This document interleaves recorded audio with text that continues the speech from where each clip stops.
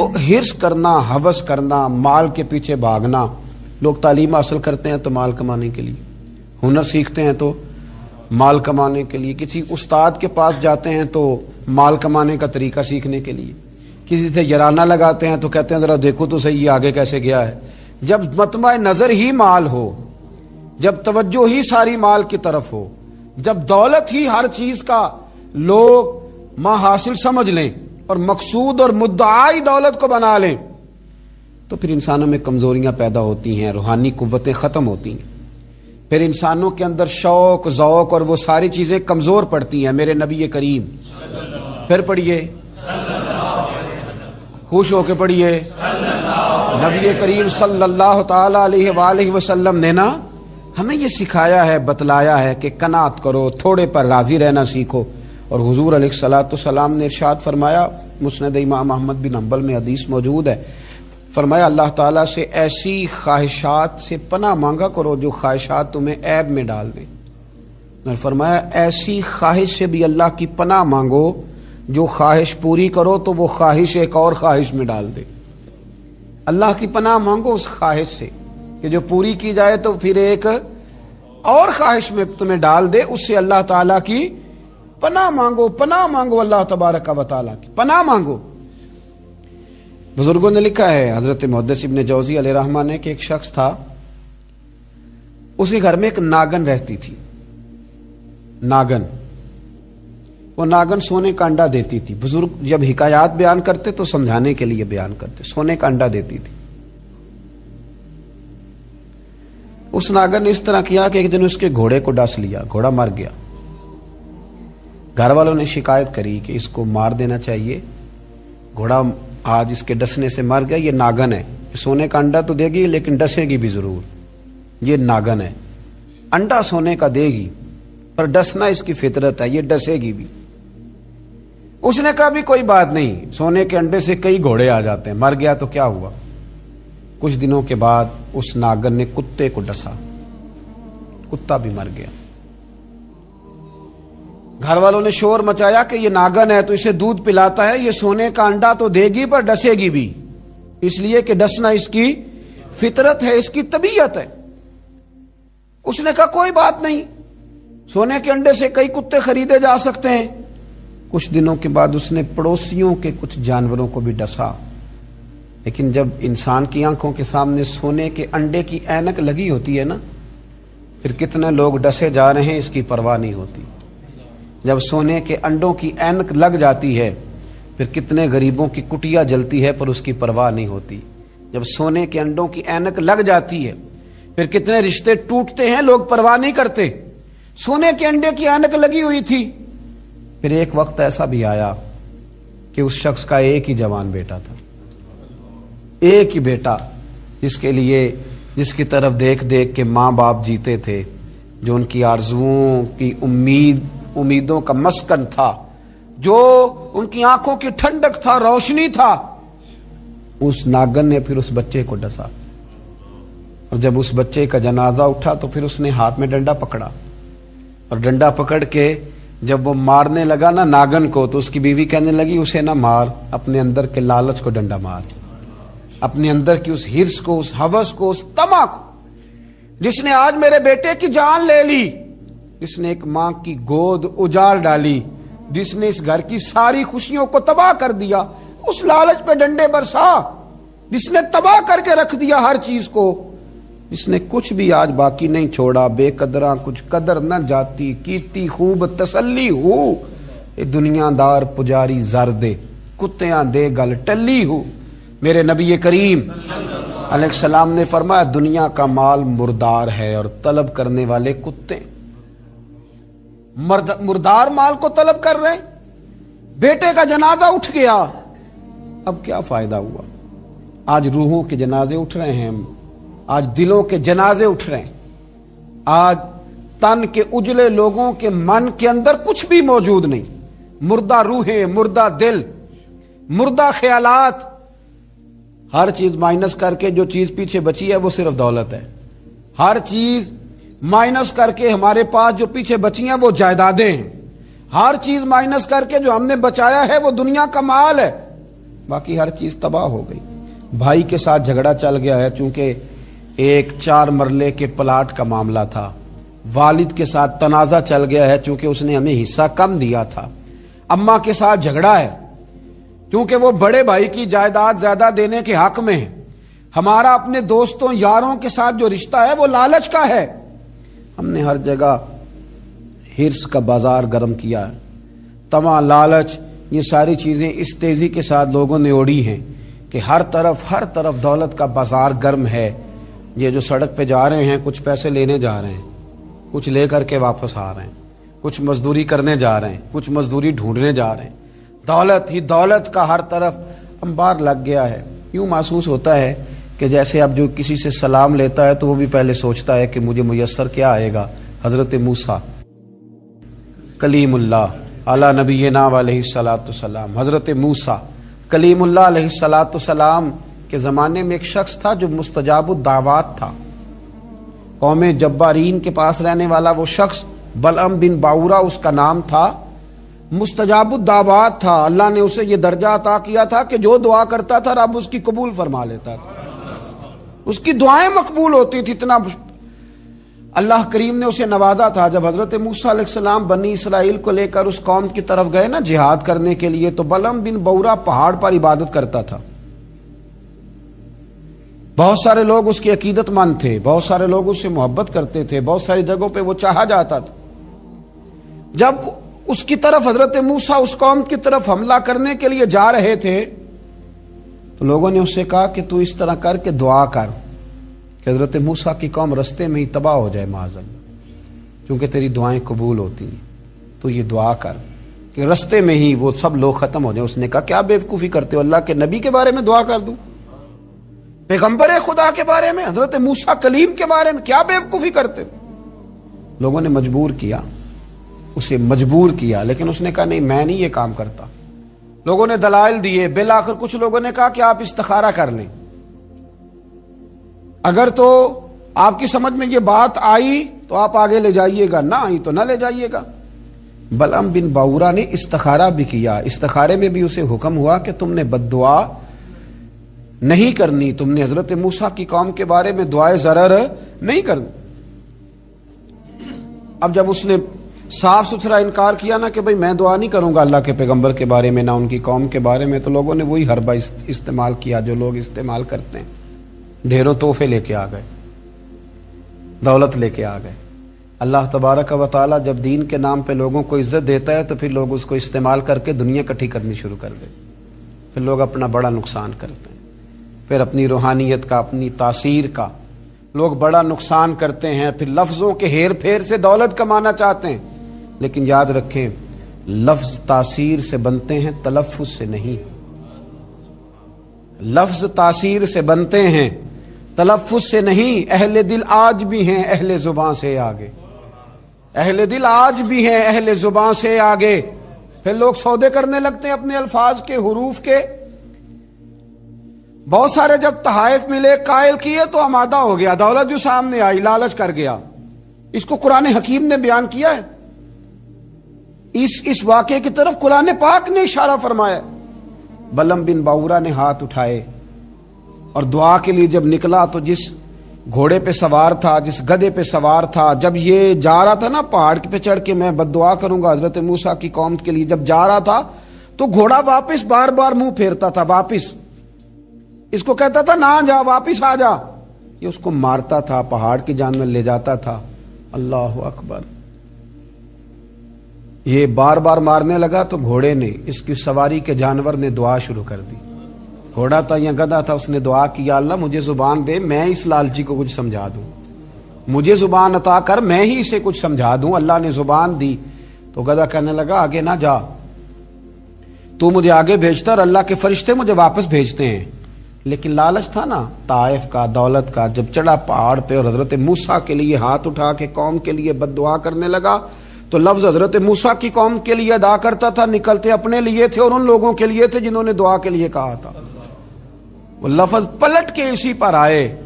اتنا اس کا برا حال ہوا کہ زبان لٹک گئی اور پھر اللہ کے شدید عذاب میں مبتلا ہوا.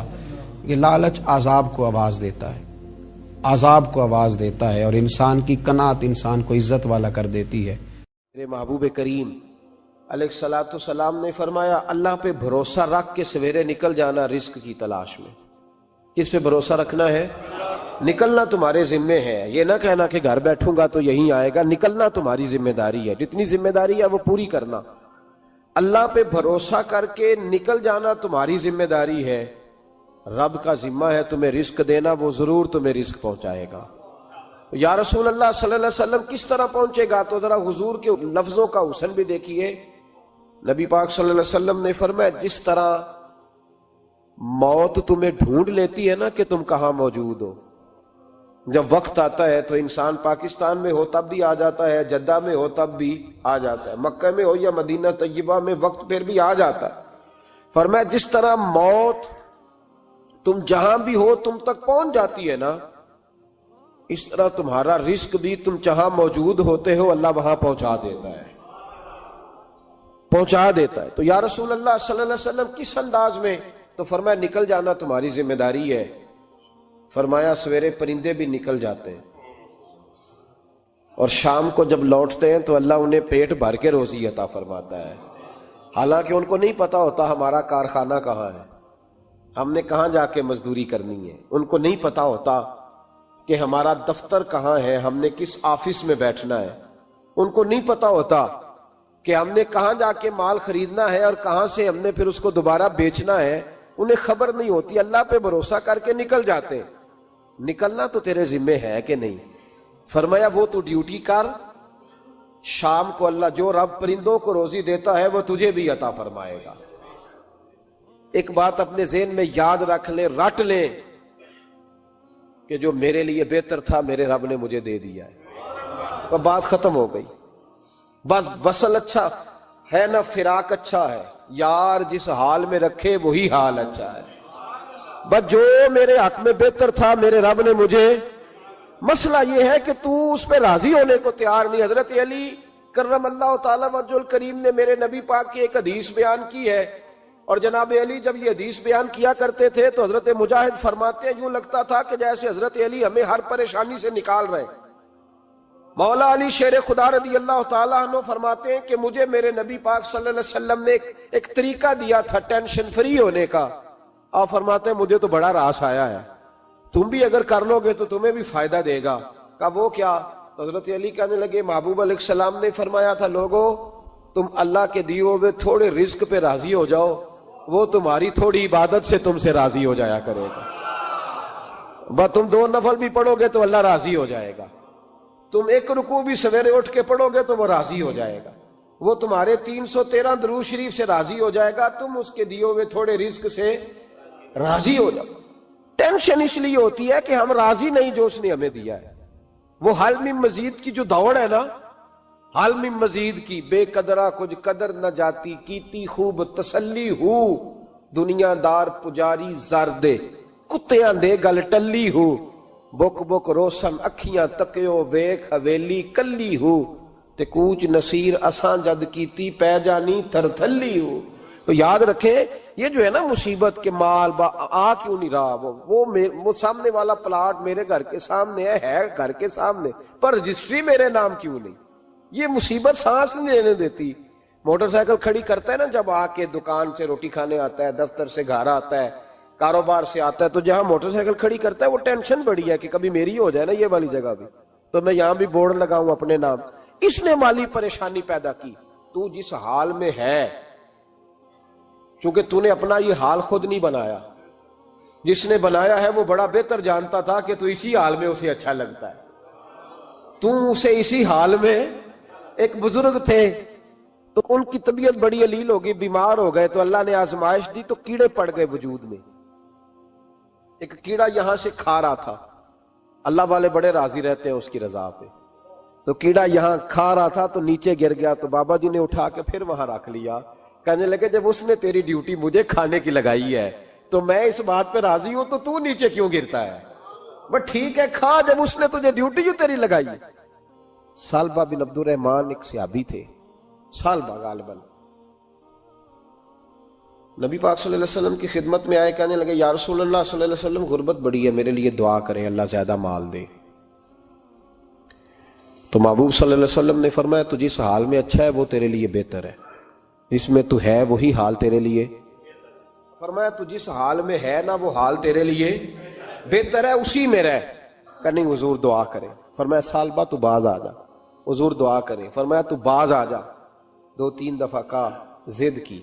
محبوب نے فرمایا جا پھر اللہ تجھے زیادہ پیسے دے گا. چند بکریاں خریدی, اتنی برکت ہوئی کہ بکریوں کے ریوڑ بن گئے.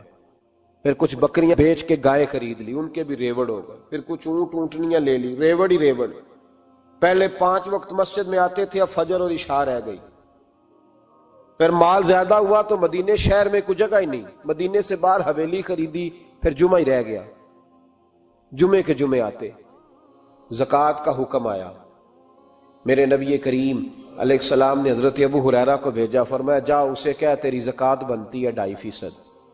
سالبہ کے پاس حضور نے پیغام بھیجا. پہلے تو کہا تیرے لیے بہتر نہیں مال, جب اصرار کیا تو بڑی برکت ہو گئی, بڑا آیا تو فرمایا زکوٰۃ دے, 2.5% زکوٰۃ ہے. اب جب سوچا کہ 5 اونٹوں پہ ایک بکری جائے گی اور بڑا سارا مجھے دینا پڑے گا, اب جب غور کیا تو یہ تو نہ کہا کہ میں نہیں دیتا. حضرت ابو ہریرہ سے کہنے لگے نبی کریم علیہ السلام کی خدمت میں عرض کرنا کہ میں خود آؤں گا. حضرت ابو ہریرہ نے آ کے عرض کی یا رسول اللہ صلی اللہ تعالی علیہ وسلم. حضور وہ کہتے تھے میں خود آؤں گا. تو کہتے ہیں محبوب نے ٹھنڈی سانس لی. فرمایا اسے کہا تھا کہ تیرے لیے مال بہتر نہیں. اب ہلاک ہو گیا, ہائے افسوس ہلاک ہو گیا. ان کو بھی تھوڑی دیر کے بعد احساس ہوا کہ یہ میں نے کیا کیا, نبی پاک کو ہی کہہ دیا نہیں ہے, حضور کو کہہ دیا بعد میں آؤں گا. اب دوڑے آئے, عرض کی حضور میں سارا کچھ لے کے آیا ہوں, قبول کر لیں.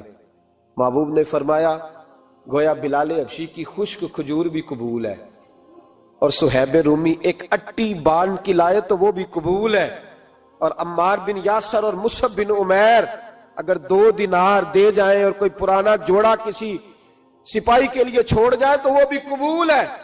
لیکن تو اپنا لاکھوں لے کے چلا جا, تیرا کوئی نہیں قبول. معاف کر دیں. فرمایا جا معاف کیا, پر پیسے لے کے نہ آنا. اگلے سال پھر آئے, بندے ہوئے ہاتھ ہیں. محبوبہ میں دولت کا کیا کروں گا, آگ لگانی ہے, قبول کر لیں. فرمایا تو لے جا, تیرا نہیں قبول. گرا جو ان کی نگاہ سے وہ سنبھل نہیں سکتا. حضور نے وصال ظاہری کیا تو جناب صدیق اکبر کے پاس آئے, لاکھوں کا مال. ابو بکر قبول کر لو. تو جناب صدیق اکبر کہنے لگے اس کا کر لوں جس کا نبی نے نہیں کیا, چل جا, کوئی نہیں چاہیے. حضرت عمر کے زمانے میں قحط پڑ گیا, بارشیں نہیں ہوتی, غلہ نہیں ملتا, حالات خراب ہے, مالی طور پہ بحران آ گیا, غربتیں, مجبوریاں, تکلیفیں. آ کے روئے, عمر میرا قبول کر لو, مجھے معافی تو مل گئی تھی نا. فرمایا معافی اپنی جگہ پہ, پر جس کا مصطفیٰ نے قبول نہیں کیا. بہت سارے لوگوں کو پتہ ہی نہیں کہ ان کا قبول ہی نہیں ہوا, اور وہ الجھے ہوئے, انہیں خبر ہی نہیں کہ اصل بات کیا ہے. فرمایا جس کا مصطفیٰ کریم نے قبول نہیں کیا, اب ہیرے اور جواہرات بھی لے کے آئے تو بھوکے مریں گے, پر اس کا قبول, اس بات پہ راضی رہو جس حال میں اللہ نے رکھا ہوا, اس حال میں راضی رہو. یہ جو مصیبت ہے نا دیکھنی کہ وہ بھی میرے پاس, تمہیں کیا پتا, کبھی پوچھ تو صحیح اس سے وہ کس مصیبت کا شکار ہے جو مالی طور پہ بڑا امیر ہے. تو اس کی طرف دیکھ کے اپنا دل برا کرتا ہے. بس جس حال میں رب نے رکھا ہے اس حال میں رہ. حضرت عثمان غنی کے زمانے میں تو وہ وصال کر گئے, لیکن بھائی تو جس حال میں تیرا رب تجھے رکھتا ہے اس حال میں رہ, تیری مالی پریشانیاں ختم ہو جائیں گی. اور پھر مالی پریشانیوں کے کچھ اور اسباب بھی ہیں. امام شافعی فرماتے ہیں جن گھروں میں لوگ فجر کی نماز کے وقت سوئے ہوتے ہیں ان گھروں میں رزق نہیں آتا. آپ فرماتے ہیں فجر کا وقت اللہ کے دینے کا وقت ہے, اس وقت اللہ بانٹتا ہے. حضور صلی اللہ علیہ وسلم کا فرمان ہے نا حدیث میں کہ تہجد کے وقت اللہ پہلے آسمان پہ نزول جلال فرماتا ہے جو اس کی شان کے لائق ہے تہجد کے وقت, اور وہ کہتا ہے مانگو میں تمہیں عطا کروں گا. لینے کی باری آئے تو بندہ سمیٹ سماٹ کے اندر گھس جائے. ہمارے ہاں یہ ہوتا ہے کہ عشاء کے بعد بچے بیٹھتے ہیں موبائل لے کے, تہجد کا وقت آتا ہے تو ان کی آنکھیں بند ہونی شروع ہوتی, تو لینے کے وقت تو سویا تھا, ذرا مسئلہ کیسے حل ہوگا بھائی. جب کوئی آدمی خیرات بانٹ رہا ہو تو جو پیالہ پیچھے کر لے اسے ملے گا؟ کہتے اس وقت آنا جب میں بانٹ رہا تھا، اب تو کدھر آ گیا ہے؟ مثال دے رہا ہوں۔ تو فجر کا وقت مانگنے کا ہے، تو ساری رات تو گزر گئی گیمیں کھیلتے، ٹی وی دیکھتے، اور جو لینے کا وقت تھا تو سو گیا، تو کیسے آئے گا تیرے پاس؟ تو اٹھے سویرے، بندوں سے مانگ کے دیکھ لیا، بڑی عزتیں خراب ہوئی، فجر کا وقت اٹھ کے جھولی پھیلائے۔ میرے رسول پاک علیہ السلام فرماتے ہیں، رب فرماتے ہیں جب بندے میرے آگے جھولی پھیلاتے ہیں مجھے شرم آتی ہے، کیسے خالی واپس کر دوں؟ تو اس کے سامنے جھولی پھیلائیں سویرے اٹھ کے، رزق میں برکت ہوگی۔ اور پھر ایک اور بات، پانچویں بات، رزق میں تنگی اس وقت ہوتی ہے جب ہم مال غلط جگہ پہ خرچ کرتے ہیں۔ اللہ مال دیتا ہے اپنے فضل سے، اور جب ہم اسے ضائع کریں، مثال دیتا ہوں، میرے پاس ایک شخص نے آ کے کہا حضرت جی بچی کی شادی ہے، یا میرا گھر میں کوئی بیمار ہے، یا بڑی آزمائش ہے، 10,000 کی ضرورت ہے، میں نے تھما دیا اس کو۔ پھر مجھے بعد میں پتا چلا کہ وہ تو عیاشی کر رہا ہے پیسوں سے، وہ تو چلا گیا کہیں گھومنے اور فلاں ہوٹل میں، مہنگے ہوٹل میں بیٹھ کے کھانا کھا لیا، تو میرے دل پہ کیا گزرے گی اس شخص کے بارے میں؟ بلا مثال و بلا تشبیہ سمجھانے کے لیے اللہ نے مال دیا فضل سے، اور اگر عیاشیوں میں لگا دیا، صوفیاء فرماتے ہیں کہ اگر ایک دھیلا تو حرام جگہ پہ خرچ کرے نا، ایک دھیلا، تو 1,00,000 دینار کی برکت تیرے گھر سے اٹھ جاتی ہے، ایک دھیلا حرام جگہ پہ۔ یہ جو گویوں پہ پیسے پھینکتے ہو حلال ہے؟ چلیں بینڈ باجا تو شادی پہ آپ نے اپنی مرضی سے بند کرنا ہے یا بجانا ہے، لیکن گویوں پہ جو پیسے پھینکتے ہو جائز ہے؟ بولے تو وہ پھر کہتے روتے ہیں بعد میں لوگ کہ پتہ نہیں کیا ہوا، شادی کے بعد پیچھے پیچھے آئے۔ تو میں نے کہا شادی کے بعد اس لیے پیچھے پیچھے ہاتھ ہو گیا کہ شرابیں بڑی پی گئی، شادی پہ تباہی بڑی اتری، تو پھر اللہ کی رحمت ناراض ہو گئی۔ اور اس پر میں قرآن مجید کی آیت پڑھتا ہوں، رب فرماتا ہے وَمَنْ أَعْرَضَ عَنْ ذِكْرِي فَإِنَّ لَهُ مَعِيشَةً ضَنْكًا، بڑی سخت آیت۔ وَمَنْ أَعْرَضَ عَنْ ذِكْرِي، فرمایا جب تو میرے تذکرے سے، میرے ذکر سے منہ پھیر لیتا ہے، فَإِنَّ لَهُ مَعِيشَةً ضَنْكًا، تو میں تیری معیشت کو، تیرے رزق کو تنگ کر دیتا ہوں، کہ تیری زندگانی تنگ ہوتی، اور جس کی زندگی اللہ تنگ کرے اس کی کوئی کھول سکتا ہے؟ کہتے ہیں بڑی جگہوں پہ گیا ہوں، بڑی پھوکے مروائی، بڑے دم کرائے، حالات صحیح نہیں ہوتے، تو مسجد آ کے توبہ کر۔ وہ کہہ رہا فَإِنَّ لَهُ مَعِيشَةً ضَنْكًا، اعلان ہے قرآن پاک کا کہ جب تو میرے ذکر سے منہ پھیرے گا، روٹی میری کھائے اور پیسے لے کے عیاشی کرے، مسجد آئی نہ۔ حکم تو یہ ہے کہ جتنی جتنی نعمت بڑھتی جائے سجدے بڑھنے چاہیے، لیکن ہم لوگ سجدے کم کرتے جاتے ہیں، فرض نماز بھی نہیں پڑھتے، پھر رزق تنگ ہوتا ہے، پھر اللہ کے عدل کا نظام چلتا ہے، پھر خرابی ہوتی۔ اس لیے یاد رکھیں قرآن مجید نے حکم دے دیا کہ اگر چاہتے ہو کہ رزق میں برکت ہو تو پھر رزق دینے والے کے آگے جھک جاؤ، پھر رزق دینے والے کے آگے جھکو۔ تو مالی پریشانی کا بہت بڑا سبب یہ ہے کہ ہم مسجد کی طرف نہیں آتے، دین کی طرف نہیں آتے، پیسہ ناجائز جگہ پہ خرچ ہوتا ہے۔ غوث اعظم رضی اللہ تعالیٰ عنہ کی خدمت میں ایک شخص آیا، اس نے کہا حضور بڑی تجارت کرتا ہوں، کام نہیں چلتا۔ فرمانے لگے اب تو اللہ سے تجارت شروع کر دے۔ کیا مطلب؟ فرمانے لگے 10 کمائے تو ایک اللہ کے رستے میں دے، رب کریم اس کے بدلے میں تجھے 70 عطا فرمائے گا۔ اس نے کہا حضور اس طرح کروں؟ فرمایا تو یہ کر کے دیکھ، عبد القادر جیلانی وعدہ کرتا ہے اللہ تیری مدد کرے گا۔ غلام کہتے ہیں وہ 6 مہینے کے بعد آیا، پہلے جب آیا تھا تو پیدل آیا تھا، 6 ماہ کے بعد آیا تو 6 اونٹ تھے اس کے پاس، اور آ کے حاضر ہوا تو کہنے لگا حضور زندگی پتہ نہیں کہاں گزار دی، کاروبار کا تو مزہ ہی اب آیا ہے، اب مزہ آیا ہے کاروبار کرنے کا، اب مزہ آیا ہے۔ کہا 10 میں سے 1 دیتا ہوں، پتہ نہیں کتنا مہربان ہے۔ اور یہ آیت ہے وَيَرْزُقْهُ مِنْ حَيْثُ لَا يَحْتَسِبُ، تجھے وہاں سے دے گا کہ تیرا کبھی گمان بھی نہیں گیا ہوگا۔ روحانی معاملات کو بھی ضرور شامل حال رکھیں، اور مال مانگے اس سے جو بے حساب دیتا ہے، دنیا داروں سے نہیں مانگے، اس سے مانگیں جو دیتا ہے تو پھر بے حساب ہی دیتا ہے۔ بات کرنی، میں نے بڑا عرصہ پہلے کہا تھا کہ عیسائی ہو نا، غریب ماڑا، تو لوگ پوچھ لیتے ہیں اس کے ساتھ کھانا کھانا جائز ہے؟ پوچھ لیتے ہیں نا، اگر ٹرمپ آ جائے تو جی وہ بھی عیسائی ہے کہ نہیں؟ بولے یہ جو آپ کے وہ آتے ہیں وزیر خارجہ وہاں سے، یا ان کا کوئی رکن پارلیمنٹ آتا ہے تو آپ کے وزیر اعظم، وزیر خارجہ ان کے اعزاز میں ظہرانہ دیتے ہیں نا، تو ٹیبل پہ کھانا لگا ہوتا ہے, ادھر ہمارا بیٹھا ہوتا ہے, ادھر ان کا بیٹھا ہوتا ہے, جائز ہے؟ پوچھا کسی نے مسئلہ, کیوں؟ وہ تگڑا ہے اس لیے. پاکستان کا عیسائی ہو تو فتویٰ اور ہے, اور امریکہ کا ہو تو فتویٰ, بولے صحیح کہہ رہے ہو؟ امریکہ والے عیسائی ہیں کہ نہیں؟ سارے عیسائی ہیں. تو ٹرمپ آ کے بیٹھ جائے سعودی عرب کے بادشاہ کے سامنے, چلو کھلی بات کر لیتے, اس کے ساتھ کھانا پینا جائز ہو جاتا ہے. اور اگر عیسائی ماڑا ہو, پاکستان کا ہو, مزدوری کرتا ہو, پھر سارے لوگ پوچھتے ہیں نا مسئلہ کہ حضرت صاحب عیسائی سے کھانا جائز ہے. تو میں نے کہا بھائی ٹرمپ کے ساتھ بھی کھانا ناجائز ہے. ناجائز ہے کیونکہ اسے پاکی پلیدی کا نہیں پتا. جن چیزوں کو آپ ناپاکی سمجھتے ہیں ان کو خبر ہی نہیں کیا کرنا ہے. ہوتا یہ ہے کہ جب اب دیکھیں نا, کچھ عرصہ پہلے لاہور میں ایک بڑا جنازہ ہوا تھا. وہ لوگ جو کہتے ہیں نماز جنازہ کے بعد دعا نہ کرو, حرام ہوتی ہے. یعنی پہلے تو کہتے تھے ولیوں سے نہ مانگو, اب کہتے ہیں اللہ سے بھی نہ مانگو. یعنی جنازے کے بعد دعا یعنی اللہ سے بھی نہ مانگو.